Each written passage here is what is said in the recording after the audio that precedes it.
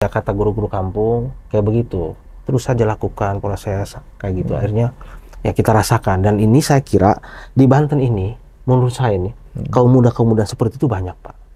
Cuma ada yang diberikan akses, ada yang memang tidak diberikan akses. Nah, negara lewat pemerintah provinsi dengan pemimpin yang sedang berkompetisi sekarang harus memberikan peluang itu semua. Karena beliau ketika jadi pemimpin diberikan peluang akan setia, Pak.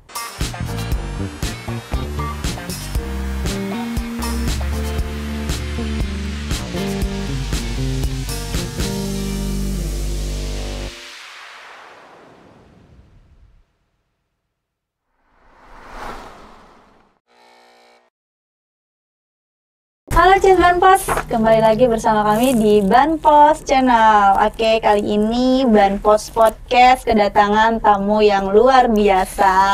Boleh dikenalkan oleh Bang Daeng? Ya, Cis Banpos, kita kedatangan Kang Ahmad Nuri. Tepuk tangan dong. Kang Ahmad Nuri ini orang sibuk ini. Terima kasih sempetin datang ke Banten Pos ini. Siap. Dipanggil Banpos kita harus datang. Oh iya, harus lah. Kalau nggak datang nanti ngopinya lama. Gimana kabar, Kang? Alhamdulillah baik. Sehat ya? Ya. Ya, Cis Banpos, Kang Nuri ini mantan ketua DPW Ansor Provinsi Banten, tapi sekarang udah naik pangkat dia. Sekarang dia di ketua DPP GP Ansor. Ini gimana ininya bisa sampai dari DPW ke DPP itu, Kang, ceritanya? Perjalanan saya selama 8 tahun memimpin Ansor di Banten, alhamdulillah banyak pergolakan lah, merintis dari kader yang tidak bergemuruh dan alhamdulillah mengalami peningkatan kader lah, sangat luar biasa saya kira.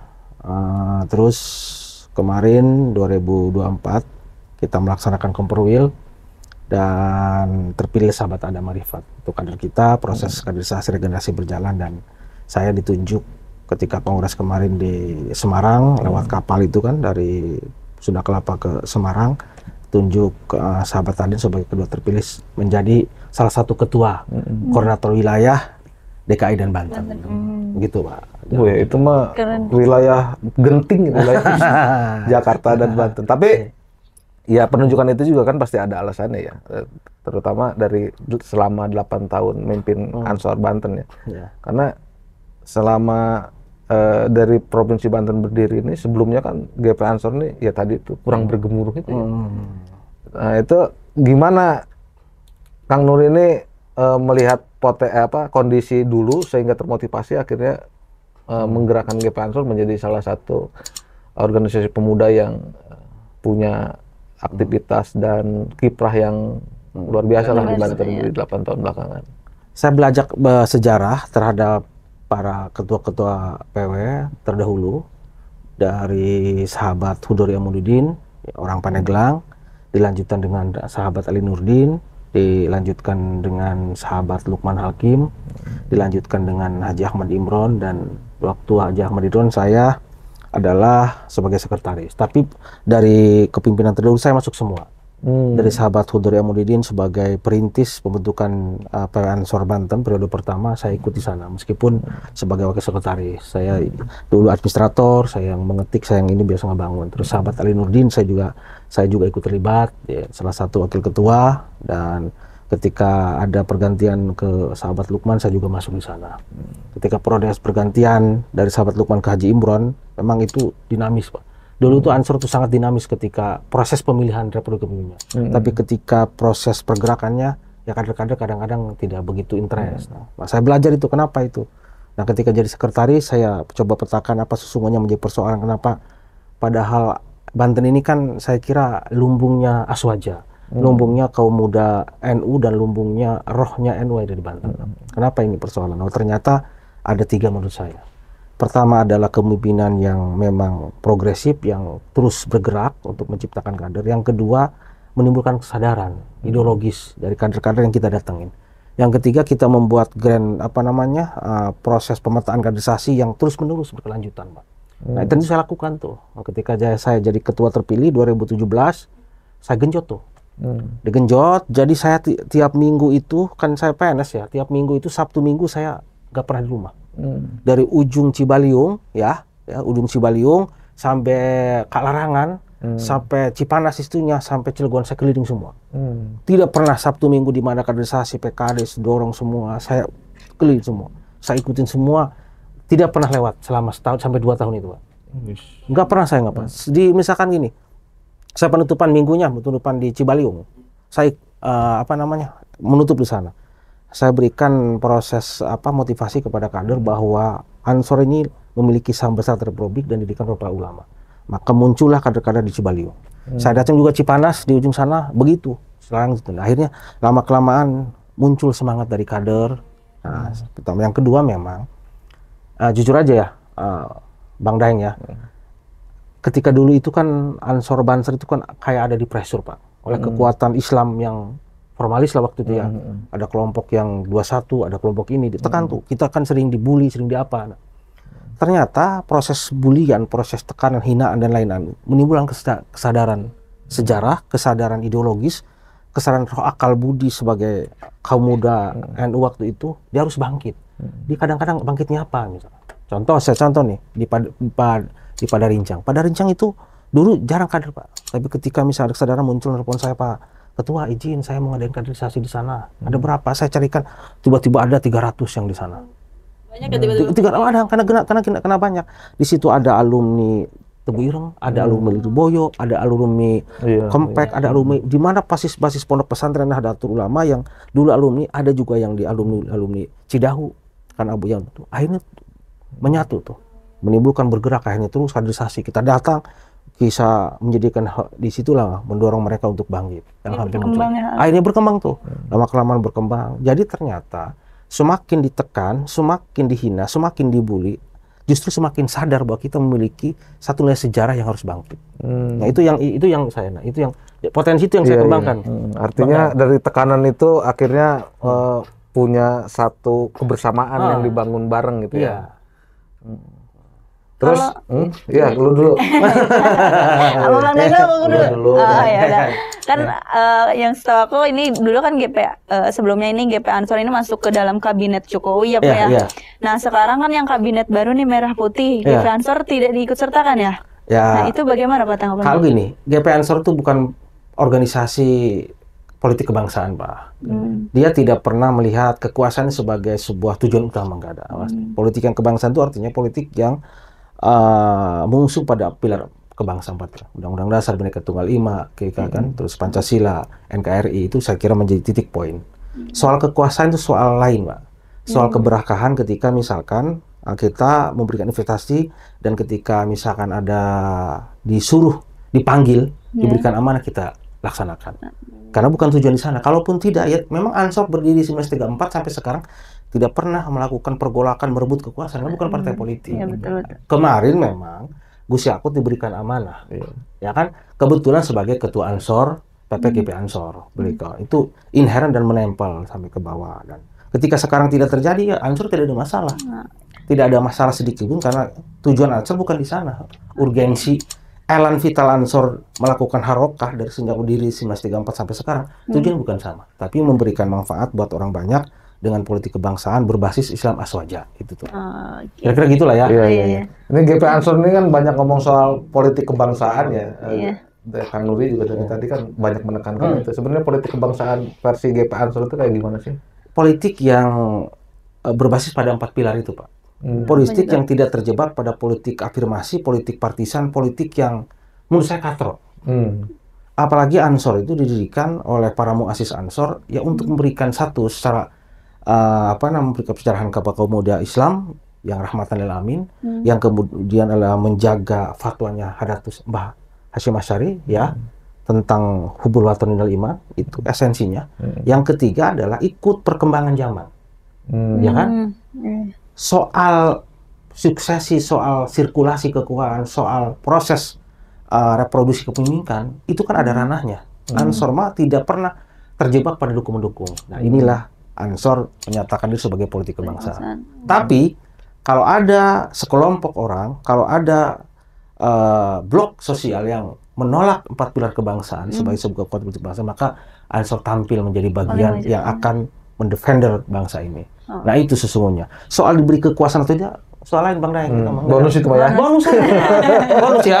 Bonus. Dikasih alhamdulillah, tidak dikasih tetap aja kita. Iya, tetap Total aja terpenjara. ada lah. Tapi kalau tanggapan dari GP Ansor sekarang kan menjelang pilkada ya, Iya. tanggapan dari GP Ansor tentang pilkada tahun ini tuh bagaimana Pak? Saya gini, pilkada ini proses reproduksi kepemimpinan lokal, ya kan? Yang jelas-jelas harus berbasis pada demokrasi. Ya. Dan demokrasi ini jangan dicacadi oleh beberapa poin penting atau adalah anasir-anasir yang dapat merusak demokrasi. Apa itu? Pertama, politik uang. Yang kedua adalah politik berbasis sara, agama. Yang ketiga adalah melakukan proses di mana demokrasi itu menjadi destruksi, merusak. Atau misalkan ada upaya-upaya yang sabotase, ada apa inilah. Nah, Ansor mengawal ini semua. Ansor sebagai esensi yang maknanya penolong akan menolong demokrasi ini. Memberikan proses bahwa demokrasi ini harus ada partisipasi oleh masyarakat. Suruh Islam menyarankan suruh bainahum, bahwa suruh bainahum itu bermusyawarah, dan demokrasi adalah proses musyawarah. Kan pulsa itu begini, ada kalkulasi dari rakyat, oh ini pimpinan yang tepat, oh ini yang merakyat, ini yang pas, kan kolega. Kan sering dialektika dengan, gimana menurut kamu? Ini kan bagian dari proses nilai-nilai musyawarah. Bagaimana ini? Ini kan ada di sana. Nah, ketika di TPS, nah itu dia akan menentukan hasil kalkulasi itu. Dan ketika masuk TPS, jangan ada intervensi oleh beberapa hal. Karena demokrasi ini sifatnya. Nah, Ansor mendorong itu semua. Agar clear, semua proses berjalan lancar, dan ini partisipasi masyarakat, dan tidak ada lagi proses yang merusak demokrasi sendiri. Ansor tidak akan terlibat secara kelembagaan untuk mengusung siapapun. Karena rakyat menentukan, itulah pilihan rakyat. Netral ya. Tapi nih, Bang Daeng, secara pribadinya kan ada subjek elektoral. Manusia-manusia ini subjek elektoral sebagai pengendali suara. Ansor, saya pun adalah sebagai ketua Korwil, saya memiliki subjek elektoral. Karena tapi ketika saya sebagai Korwil, saya tidak boleh menggunakan atribut Ansor. Tapi secara personal, saya bisa memilih mengkalkulasi personal untuk masuk ke TPS memilih. Pribadinya silakan, tapi jangan sekali-sekali gunakan atribut hijau Ansor dan loreng Banser untuk kepentingan politik elektoral atau partisan atau mendukung hidup ini enggak Ansor. Ansor tidak di sana. Saya pastikan Bang Daeng, pada kader yang hampir 50.000 ini, jika kalian menggunakan simbol Ansor untuk kepentingan mendukung, pastikan besok pun akan kita tegur dan kita pecat. Dan kemarin Bang Adin menegaskan itu di apel Hari Santri Pandeglang. Jadi itu yang kita jaga selama ini. Jadi, dan ini saya kira kita juga mendorong Pak ke rakyat ini sebagai pemegang elektoral dan subjek elektoral secara kolektif ini, gunakan hak pilihnya dengan baik. Dia perlu mengkalkulasi, dia juga perlu memiliki pemimpin yang akan kembali kepada dirinya untuk mensejahterakan dan mampu menilai siapa yang tepat untuk memimpin Banten dan kabupaten kota sebanten. Nah, ini Kang Nuri ini kan jadi ketua yang mengkoordinatori wilayah Banten dan Jakarta ya. Sementara yang kita tahu ini dua pilkada di dua provinsi ini nih sama-sama panas ini.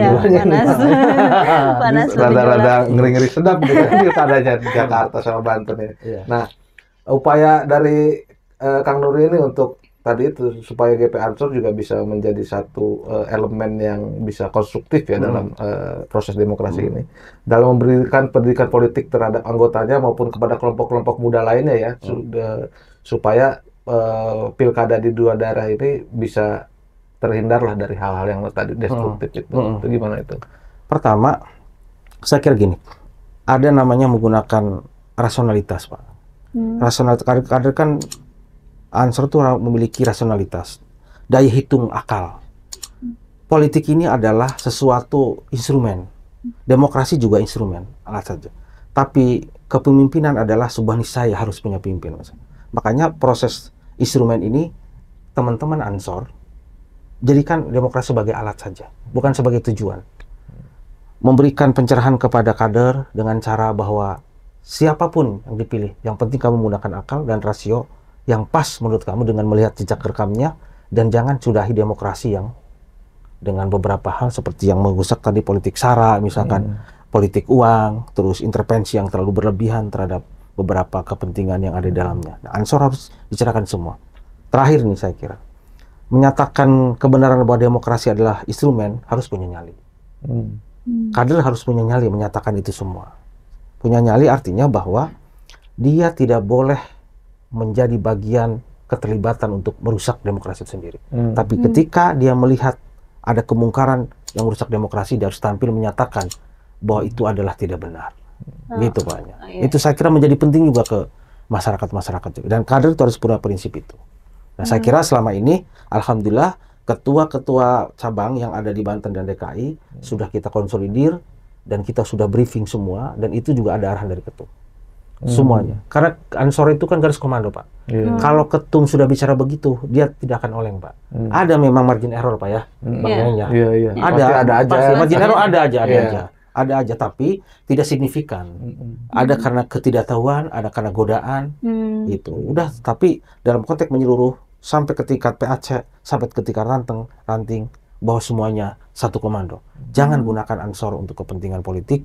Mari maknai demokrasi sebagai instrumen. Biarkan masyarakat sebagai subjek elektoral, berikan mereka satu perlindungan sebagai penolong bahwa mereka berhak untuk memilih secara sehat, sebaik-baik, tanpa ketakutan apapun. Saya kira itu penting disampaikan dengan beberapa langkah di ruang-ruang publik, misalkan di tulisan, yang terus juga di ceramah-ceramah para dai-dai muda Ansor, terus juga di forum-forum masyarakat, di majelis taklim, di pondok pesantren, itu yang digulirkan oleh kita bersama. Dan alhamdulillah hasilnya juga alhamdulillah. Jadi selama ini kemarin di apel Hari Santri juga teman-teman sudah di Hari Santri juga serentak. Iya, soal pribadinya silakan Bang Dayang mereka. Iya, masing-masing itu Mas. Tapi saya penasaran Pak. Tapi punten ya Pak ya. Nggak apa-apa ini sedikit ya. Kan kalau ngelihat GP Ansor ini suaranya misalkan banyak ya, suara dari pemuda GP Ansor ini. Adakah, penasaran saya, adakah calon dari Cakarnya gitu ya, calon yang cagup atau misalkan calon kepala daerahnya yang mendatangi langsung kepada GP Ansor gitu untuk kayak misalnya bantulah kami gitu, kayak gitulah Pak. Ada tidak? Iya, ayo dong gitu tuh kayak. Pasti ada Pak, ada lah pasti yang namanya mengkomunikasikan, karena Ansor punya basis tradisi, punya kader yang berlimpah kan. 50.000 loh. Iya. Itu 50 itu rasio ini ya. Saya 8 tahun Pak, keliling-keliling, kaderisasi itu, tiap kaderisasi itu 300, 500, bahkan sampai 1.000. Itu 50.000 itu kader ya? Kader, belum termasuk simpatisan. Iya, belum. Kalau sama simpatisan, banyak banget. 3 kali lipat itu. Kader. Iya, makanya potensi banget kan gitu. Potensi kader, dan alhamdulillah kalau bisa belum lagi ditambah dengan simpatisan orang kan. Ada simpatisan ada 2 Pak. Ada simpatisan aktif, ada yang pasif. Aktif itu misalkan dia ngedorong juga di medsos. Ketika Banser diserang, dia ngebela di medsos. Ketika di masyarakat ada yang pasif, menunggu aja di hati, tapi dia mendoakan. Ya Allah, mungkin ya Ansor lindungilah. Saya kira itulah. Nah, itu yang jadi pentingnya juga kita rawat ke sana gitu. Nah, terkait dengan calon yang nanya kita kebantu dong, adalah. Cuma sekali lagi, pertama, Ansor bukan organisasi politik dan tidak partisan, dan itu dilarang oleh ketum kita, dan dari tahun ke tahun selama pilkada tidak pernah menggunakan Ansor untuk atribut politik. Kita tidak berani, tapi secara pribadinya silahkan. Kita mau datangi ke rumahnya, mengetuk pintu rumah kader-kadernya, silahkan Pak. Tapi kalau kita sudah deklarasi Ansor Banser mendukung salah satu, tidak Pak. Sampai kapanpun saya tidak akan pernah melakukan itu semua. Siapapun yang nawari, siapapun, apapun, gunung sekalipun, untuk Ansor Banser misalkan, untuk deklarasi, karena itu sebuah prinsip politik kebangsaan kita. Nah, inilah peneguhan sikap politik kebangsaan yang kita tularkan kepada kader-kader semua. Soal siapa yang menang, kita dukung Pak. Iya. Soal siapa yang kalah, kita datangin dan kita akan berikan motivasi bahwa demokrasi dan sirkulasi kekuasaan ada menang dan kalah. Dan itu niscaya kan gitu Bang Dayang. Nggak mungkin selamanya. Hasilnya kan pilihan rakyat, pasti harus diterima gitu. Diterima. Kalau yang kalah, kita doakan, kita datangi, kita sambut, kita temani. Bila perlu kita kesepian kekalahan, kita sampaikan. Besok masih ada esok kan gitu kira-kira kan. Jadi penasihat ya.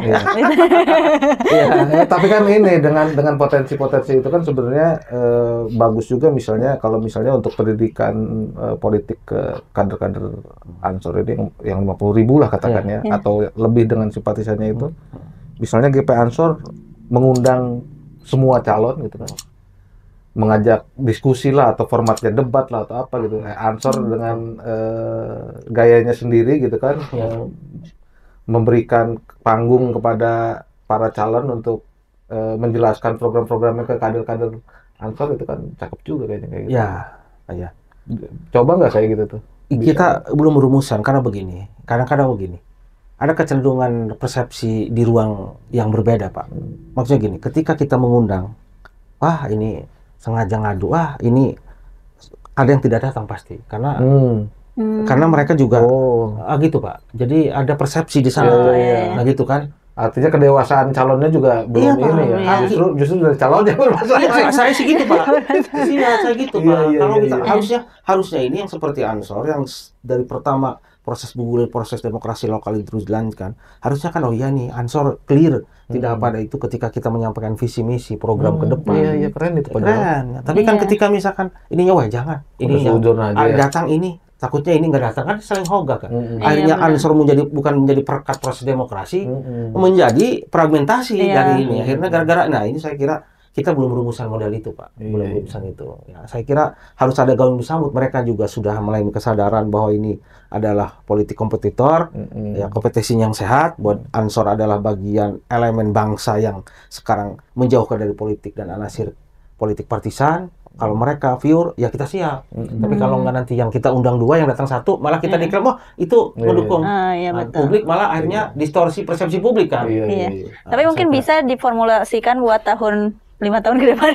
Iya, perlu tuh kayaknya tuh. Iya, begitu. Gede banget itu. Iya, soalnya kadernya gede banget ya. Tapi kalau misalkan sekarang kan ada presiden baru ya, Pak ya.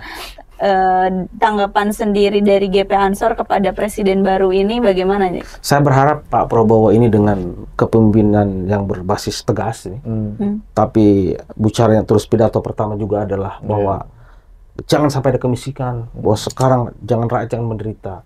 Saya meyakini betul pidato seorang pemimpin seperti Prabowo akan diterjemahkan dan direvisi dalam hal-hal yang nyata.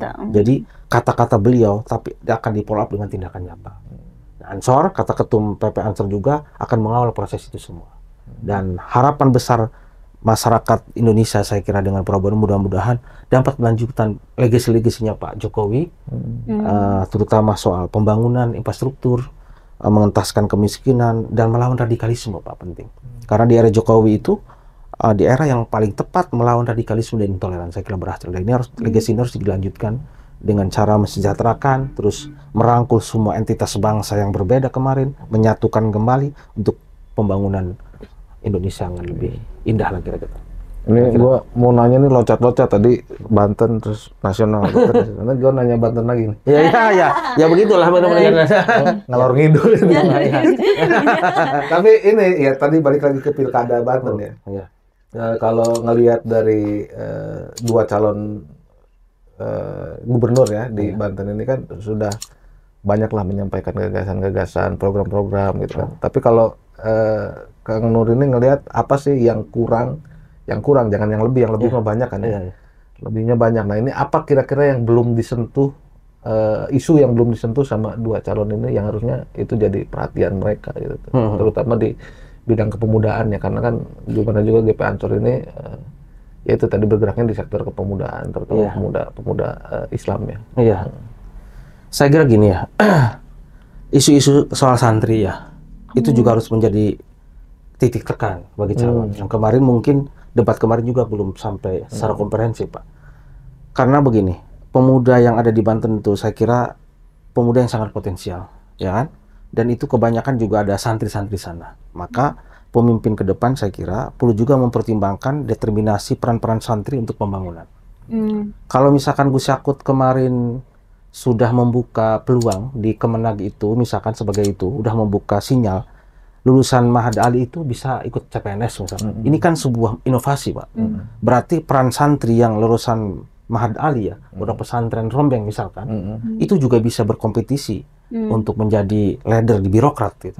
Itu kan penting tuh juga. Ini kan salah satu. Nah, saya kira calon di pilkada provinsi ini belum sampai menyentuh ke arah sana nih. Sementara di Banten itu saya kira, ya Bang Daeng tahu lah bagaimana di Lebak, di Pandeglang, di semua tuh pada pemuda-muda, pemuda-pemuda yang lulusan santri-santri semua itu. Ya, ketika diberikan peluang dengan beberapa regulasi yang memberikan akses pada berkiprah di birokrasi, saya kira bisa memimpin, santri bisa memimpin negeri, buktinya. Ada Ki Ma'ruf, ada Gus Dur, ada semua. Di Banten juga saya kira harus didorong itu semua. Sekarang Ketua Lemhanas juga santri. Nah, Ketua Lemhanas sekarang bagaimana misalkan itu? Saya kira santri, Pak, gitu. Berarti sekarang ini bukti bahwa ini calon-calon ini harus lebih menekankan pada aspek pemuda, terutama pemuda yang berbasis pondok pesantren dan yang disebut terminologinya adalah santri. Itu. Saya kira itu penting. Keunggulan santri yang nggak dimiliki sama kelompok-kelompok lain itu apa sih? Pertama akhlak, Pak. Dia punya adab, Pak. Orang yang biasa nyantri itu yang paling utama sebelum ilmu itu adab, akhlak. Karena ketika misalkan makna di pesantren itu yang paling itu ke guru tuh akhlaknya. Buat apa kamu berilmu tapi tidak berakhlak? Maka itu yang dimiliki. Modal karakter pemuda itu harus berakhlak dulu, Pak. Setelah berakhlak dia beradab, baru menggunakan proses nalarnya, kemampuannya untuk memimpin bangsa ini. Tapi kalau misalkan bebas, kita kan Pancasila, negara Pancasila. Kristalisasi dari nilai-nilai lokal, dan di situ adalah akhlak. Maka beda, yang sangat beda itu, bahwa jebolan santri, pemuda santri itu adalah yang memiliki akhlak, baru kedua adalah ilmu. Dan dengan dibarengi dengan akhlak, ilmu, dan berkompetisi di era yang cukup cepat ini, saya kira kaum muda santri di Banten ini akan bisa berkompetisi dengan ininya. Yang penting, pemimpinnya memberikan akses pada wilayah itu. Kalau tidak ditutup, dianggap misalkan ini atau parah, Pak, kira-kira gitu. Nah, salah satunya gagasan-gagasan dari Gus Yakut tentang kemana membuka lulusan Mahad atau pondok pesantren Salafi bisa untuk berkompetisi menjadi CPNS, itu kan proses ini kan. Sangat penting, Pak. Jadi jangan sampai juga santri cuma jadi alat pendulang suara doang. Jangan. Sekarang santri kan jadi pendukung, nggak keliling ke sana, wih santri, ini saya santri, jangan slogan, jangan, Pak. Berikan, misalkan sekarang calon ini, saya juga belum melihat ada terobosan ke arah sana, nah, inovasi, mengangkat ini semua, atau menderivasi gagasan nasional yang disampaikan dari Gus Yakut, terus juga memetakan seluruh pondok pesantren yang ada, lulusan-lulusannya dispesifikasi, dan sekarang sudah ada misalkan ada paket, sepaket B, yang lain-lainnya, semua diberikan keluasan semua diberikan untuk akses pada hal yang sama, dan mereka saya yakin bisa memimpin dan menjadi birokrat-birokrat ataupun entrepreneur ya di dunia usaha. Ya, saya yakin juga, soalnya ngeliat Pak Maduri juga kan melesat ya, Bang. Melesat ya ininya, kepemimpinannya, karirnya. Ternyata dari santri ini dari awalnya dari staf ya, Pak ya, terus ke kasih, ke kabin, terus camat ya, ditempatin camat. Sekarang sekwan dia. Iya, sekarang sekwan. Karena santri itu, Pak, darah jaya juang, Pak. Dia gimana nih? Ketika misalkan biasa merih soalnya, Pak.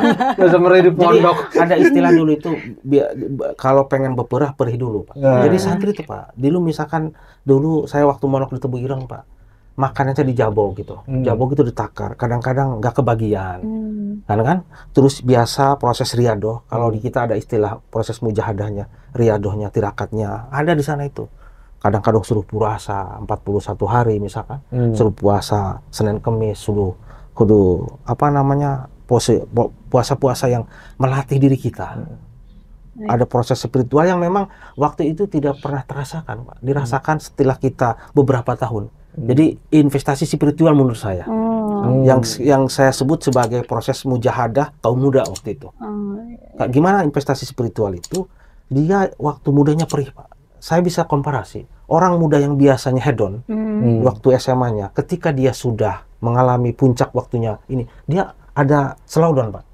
Tapi orang muda yang biasanya investasi spiritualnya kuat, saya tidak mengintikan ya, sudah kuat, dia mau tirakat, dia mau melakukan riadoh, dia mau ziarah menurut keyakinan kita dan lain hal, dicoba untuk combine, Pak. Dia akan proses runway atau running, Pak. Akan ada proses percepatan apa yang diekspektasikan. Itu menurut saya, karena bicara mental di sana. Lah, misalkan kita nggak biasa nggak makan, ya kita berhadapan dengan manusia, apalagi berhadapan beginian, kita siapa? Terus kita juga dilatih bagaimana. Nah, ini saya kira bedanya santri yang biasa perih dengan kaum muda yang biasa hedon di alamnya. Saya gitu. Saya tidak ini kan, tapi coba sih lihatin. Saya contoh misalkan Gus Yakut, ya gini kan, Nusron yang lahir. Bang Adin ketum kita di Ansor aja, ketum Bang itu sama, Pak, orang Cirebon di pegunungan, tapi saya yakin dia proses investasi spiritualnya begitu panjang dia lalui. Dia ketika kuliah, ketika mondok Rahman terus, saya lanjut terus sampai dia sekarang jadi ketum. Gitu, Pak. Itu matang bener berarti. Matang, Pak, prosesnya dia. Perjuangan tidak akan mengkhianati hasil. Tapi juga kita juga menyadari, Pak, ada juga kaum muda yang memang kan ini suges, Pak. Soal soal kepercayaan kita pada jalan spiritual itu. Kalau tidak percaya mah ya menggunakan nalar kan ada, silahkan aja. Ada Pak. Tapi kalau kita mah sudah yakin basis tradisi kita, tradisi Basis spiritual keyakinan juga ya. itu yakin gitu. Oh gitu. Jadi ya kata guru-guru kampung kayak begitu. Terus saja lakukan proses kayak gitu. Akhirnya ya kita rasakan, dan ini saya kira di Banten ini menurut saya nih kaum muda seperti itu banyak Pak. Cuma ada yang diberikan akses, ada yang memang tidak diberikan akses. Nah, negara lewat pemerintah provinsi dengan pemimpin yang sedang berkompetisi sekarang harus memberikan peluang itu semua, karena beliau ketika jadi pemimpin, diberikan peluang akan setia Pak. Pasti. Akan setia, karena santri bukan tipe pengkhianat. Dia pimpinan terhadap nilai-nilai yang dia yakini, yang dia kerjakan, akan setia Pak. Karena santri itu pahlawan, terutama santri baju hitam. Satria. ya gitulah. Saya gitu ya. Itu makanya itu saya merasa ya menurut tanya Bang Daeng tuh ya saya kira itu yang belum saya lihat proper itu yang dilakukan oleh. Ya, saya juga ngelihat gini di tadi kan soal calon gubernur ya, dan selama ini juga di Pemprov Banten juga kayaknya masih belum belum terlalu care sama pondok pesantren, terutama pondok pesantren Salafi ya, karena kan mereka banyak ada di di kampung-kampung. Saya tuh pernah bikin profil pondok pesantren sampai ke Malingping, sampai ke Cibaliung sana tuh, dan kondisinya banyak tuh yang menyedihkan gitu ya. Nah, itu kan harusnya ada sentuhan-sentuhan juga dari pemerintah supaya mereka bisa menghasilkan SDM yang berkualitas juga nantinya. Iya, gitu ya. Sepakat saya Bang Daeng itu ya. Apalagi Bang Daeng telah melakukan pemetaan penelitian sampai ini kan, iya fungsinya itu ya. Ya ini harus tampil. Nih, saya kira menjadi penting dan mengetuk pintu para calon gubernur dan bupati, wali kota, kabupaten kota di Provinsi Banten. Saya minimal prioritaskan itu semua. Ya. Tapi kalau dari Pak Nuri ini kan di ASN juga kan ya Bapak. Nah, ada tidak dorongan gitu dari Bapak untuk menyampaikan soal masalah tadi yang disampaikan Bang Daeng gitu, untuk mengembangkan pondok pesantren gitu kan, terutama di Banten DKI gitu, untuk ini pemerintah harus ikut lah gitu, kayak gitu. Ada tidak Bapak dari Bapak? Ada lah. Ketika jadi camat ya juga sampai misalkan di camat waktu camat saya Curugan, saya kan lihat pertama kali dapat bantuan keramik dari salah satu perusahaan itu lewat CRC kan, saya lihat pondok pesantren yang memang nggak ada ininya tuh, nggak ada lantainya Pak. Ya. Terus ada orang rumah-rumah santri yang ada orang masyarakat. Terus akhirnya terpikir saya ketika kita ngebangun ini semua, terus sampai saya ngejatuhkan ada di pondok pesantren di Cibeo di Curug, salah satu curug itu ada majelis taklim yang tempat pengajian pemuda, ibu-ibu semua mau jatuh Pak. Mau jatuh, ada buktinya tuh. Kita sengaja kita jatuhin, kita tarik itunya tuh. Sekalian ya? Sekalian kita. Iya bro, kita panggil ke Kemenag. Dat buktinya. Pak Kanwil, tolong datang ke sini, tolong bantu ini semua. Minimal kita menstimulus, tidak pun semua. Nanti berkibar semua, bantu semua. Akhirnya datang tuh kok Kemenag semua, kita bareng-bareng. Artinya proses seperti itu kan penting juga Pak. Ya, kalau tidak ada keberanian melakukan itu, saya kira menjadi model seperti itu untuk pertama merangsang para pemangku kebijakan untuk lebih peka ke sana. Iya, kadang harus dipaksa juga. Kalau nggak dipaksa sama mereka, kalau dipaksa akhirnya banyak tuh.